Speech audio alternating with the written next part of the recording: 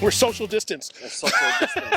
Out of distance. I'm here with Chris. So, Chris, what are you doing here? You just came by for a coffee, or what? No, I actually came by to teach a student how to drive a truck. Oh, you're an instructor. I heard Yeah, about them. You got them here, right? That's Yeah, great. we got him here. We get in the driver's passenger seat and we watch someone drive. Oh, okay. So how long have you been an instructor?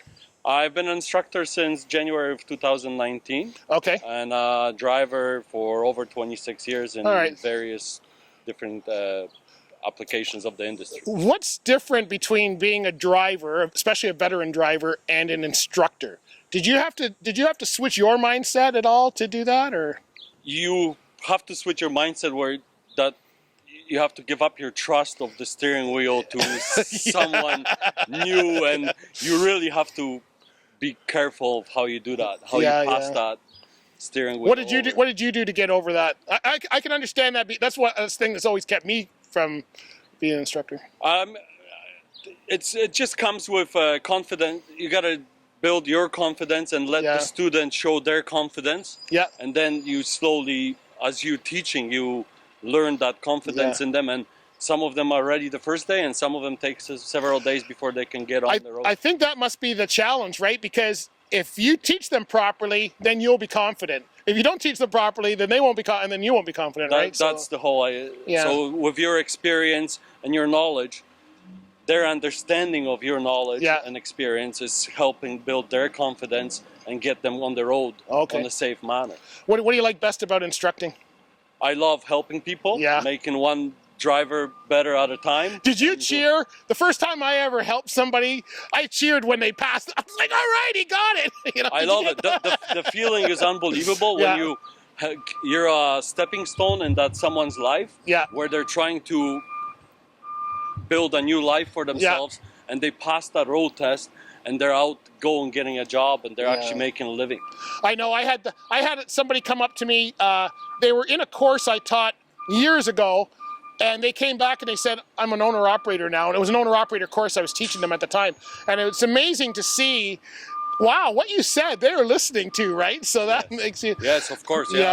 So, and when you get a phone call from them, a week or 2, 3 weeks, even a month down the road, thanking you for helping them out, it's unbelievable. Yeah. The feeling overrides all the fear of you giving up that steering wheel the first day. Yeah. So tell us what's a day like for an instructor? What do you do when you wake up in the morning to the day? I know it's different because you could be doing yard work or driving around or whatever, but do you prepare yourself in a certain way to make sure that you're on top of your game? Or? So you follow a scheduled lesson plan that you have. You come in and you start off with a student. We have a progress report. Yeah. So at the end of each lesson, we write in the progress of how they're doing. Right. I like to review that with each student at the beginning of their lesson, so that way I know what their weak spots are or possibilities of what their strong spots are. So maybe if there's they're weak on backup or good on backup, I'll start throwing some maneuvers where they may be better themselves. Right. So, and you prepare that the night before, and then when you come in and you see them in the morning, you go through their duotang, go through their notes, make sure all that's done, their pre-trip and all that stuff is rolling the way it's supposed to be. Do you share a lot of your stories from the road? 20 years, you probably have quite a few. Well, we've all been in bad docks and good docks and all that kind of stuff, right? You try to prepare them for the road ahead. Yeah. And for the frustration, so everyday frustration the drivers face. Yeah.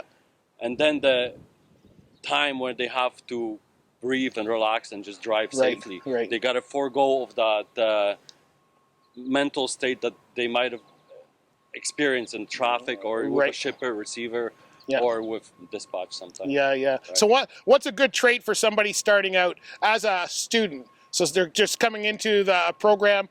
What do you look for to help you kind of guide them in the right way, or to connect with them maybe, whether it's through the way they speak, or through background or something like that? Or? I like to get into their life, see what their mindset is, what they've done in the past, what they would like to do, and kind of go build it from there. So let's see. Oh, I want to drive tankers, or I want to drive flatbed, or I want to drive dump trucks. Yeah. So you kind of adjust your teaching towards what they would like to do. Yeah, that's experience from different fields that I bring, or we all bring to the table here at Fanshawe. Yeah. Right?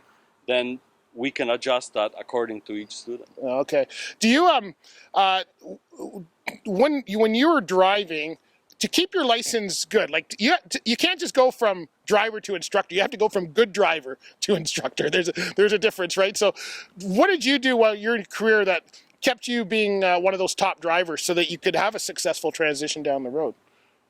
Over the years of driving in many different applications of the transportation industry, I've developed this niche for safety and compliance and teaching, like instructing people.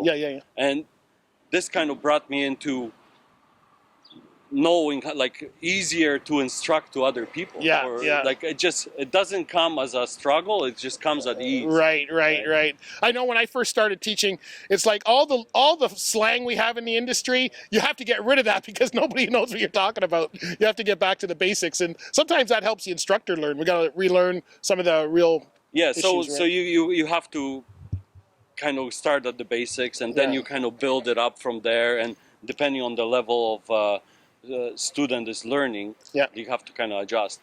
In this program, we have a lot of room for adjustment, because we meet and exceed MELT specification or requirements for Ontario.